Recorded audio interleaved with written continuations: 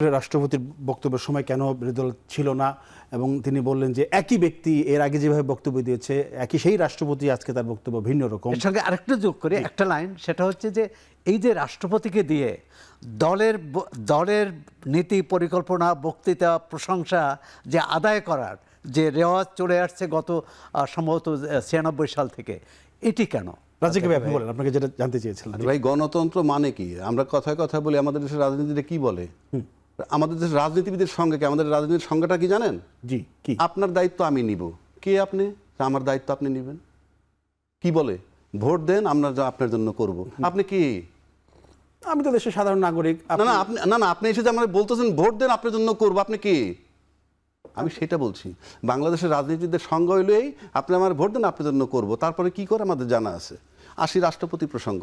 একটা রবোটিক রাষ্ট্রপতি, ব্যাকবোন বলতে যার কিছুই নাই। যিনি বলতেন জিয়াউর রহমান স্বাধীনতার ঘোষক না, তিনি বলছেন জিয়াউর রহমান স্বাধীনতার ঘোষক। যিনি বলছেন দুর্নীতিতে চ্যাম্পিয়ন হয়েছে 4 বার বাংলাদেশ, তিনি আজকে বলতেছেন এরকম সরকার হয় না। খালেদা জিয়া তার এবং জিয়াউর রহমান সাহেব গণতন্ত্রকে ধ্বংস করছে, মুক্তিযুদ্ধের বিরুদ্ধে শক্তি ছিল, এই রাষ্ট্রপতির বক্তব্য আছে। আজকে সেই বয়ান দিচ্ছে তো ব্যাকবোনলেস। এখন এখানে আপনি কেন আনলেন? এখন কথা হচ্ছে বাংলাদেশের রাজনীতির থিওরি আছে যে পলিটিশিয়ানের যোগ্যতা কি, গুণাগুণ কি, যে face should not be the index of mind. অর্থাৎ আপনি চেহারা দেখে বিচার করতে পারবেন না। আমরা নর্মালি কি বুঝি? Face should be the index of mind, কিন্তু এখন হচ্ছে face should not be the index of mind. আচ্ছা, সুতরাং এটা হলো মোনাফেকের লক্ষণ। যেটা রাষ্ট্রপতির তো নিজেই চলে যাওয়া উচিত ছিল, যায় নাই, কারণ আয়েসি জীবন থাকতেছে।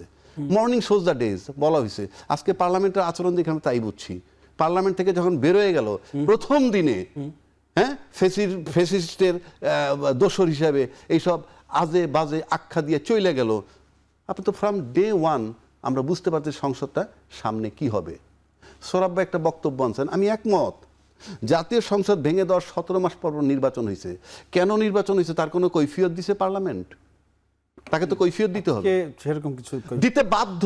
কারণ আপনি তো 17 মাস রুল ব্রেক করে সংসদ ভেঙে যাওয়ার 3 মাস পরে নির্বাচন হওয়ার কথা, সেটা ব্রেক করে আপনি বাধ্য, আপনি দিতে বাধ্য ছিলেন। যে 17 মাস পরে আমরা কেন করলাম? 17 মাস পরে আমি সংবিধানের মধ্যে আছি কিনা, সংবিধানের মধ্যে থাকলে কিভাবে, না থাকলে কিভাবে, দুইটি আপনি ব্যাখ্যা দিতে বাধ্য। কারণ জনগণের সাথে তামাশা করতেছেন আপনারা। 3 নম্বর আসেন, স্পিকারের কথাটা উনি আনছেন। হ্যাঁ, স্পিকার ক্যান্টনমেন্টে আশ্রয় নিয়েছিল, দিবালোকের মতো সত্য। তারপর স্পিকার কোথায়? আপনারা 17 তারিখ ওত নেওয়ার পর থেকে রাষ্ট্রীয় কাঠামোতে রাজকীয়ভাবে ঢুকে গেছেন, সব জায়গায় আপনারা কাজ করেছেন। বাংলাদেশ ব্যাংকের গভর্নর সরাইছেন, চিফ প্রসিকিউটর সরাইছেন, হ্যাঁ, আরো অনেক কর্মকাণ্ড আপনারা করছেন। স্পিকারকে কেন খুঁজলেন না? কেন কৈফিয়ত চান নাই? আপনার কোন ক্ষমতা আছে? আপনি কেন জানতে চাইলেন না যে ক্যান্টনমেন্ট থেকে স্পিকার কোথায় গেল? সেই স্পিকারের ব্যাখ্যা দিতে আপনি বাধ্য। কেন বাধ্য? আপনার তো স্পিকারের কাছ থেকে সমস্ত দায়িত্ব বুঝে নেওয়ার কথা সংসদে। আজকে আপনি স্পিকার বিহীন অধিবেশন শুরু করছেন। তার মানে কি? আপনি তো সংসদে সংবিধানে নাই, সংবিধানের বাইরে গিয়ে তো এই কাজটা করা হলো। হ্যাঁ, সবই তো সংবিধানের বাইরে। আবার সংবিধানের দোহাই দেন কেন? আপনি তো সংবিধানের বাইরে করছেন। আপনি স্পিকারকে আদৌ খুঁজেন, এখনো ব্যাখ্যা দেন নাই। গত 30 দিনের মধ্যে, 30 দিন অধিবেশনে যাওয়ার আগে আপনার ব্যাখ্যা দেওয়া উচিত ছিল। কোথায় স্পিকার? ক্যান্টনমেন্টে আশ্রয় নিয়েছিল। আমরা যখন একটা হত্যা মামলার আসামি খুঁজি, তখন লাস্ট খুঁজি উনি সবশেষে কার সাথে কথা বলেছিলেন, কিংবা সবশেষে কার সাথে রিক্সায় উঠেছিলেন। তাহলে সবশেষ স্পিকার ছিল ক্যান্টনমেন্টে। এরপরে সরকারের নৈতিক দায়িত্ব তার ট্রেস দেওয়া এবং ব্যাখ্যা দেওয়া। আজকে কেন স্পিকার শূন্য আমরা অধিবেশন শুরু করলাম? বলা উচিত ছিল, বলেন নাই।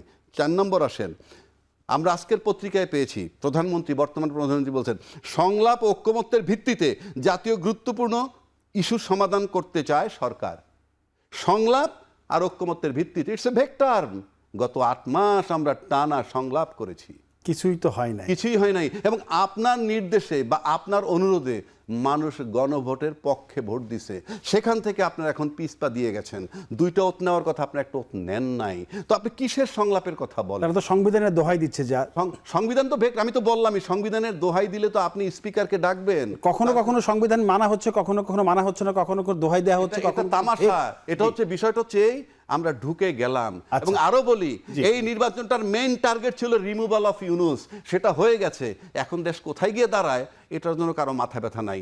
যাদের মাথা ব্যথা ছিল ইউনূসকে নিয়ে, ইউনূস সরছে, তাদের প্রাথমিক রিলিফ হয়ে গেছে।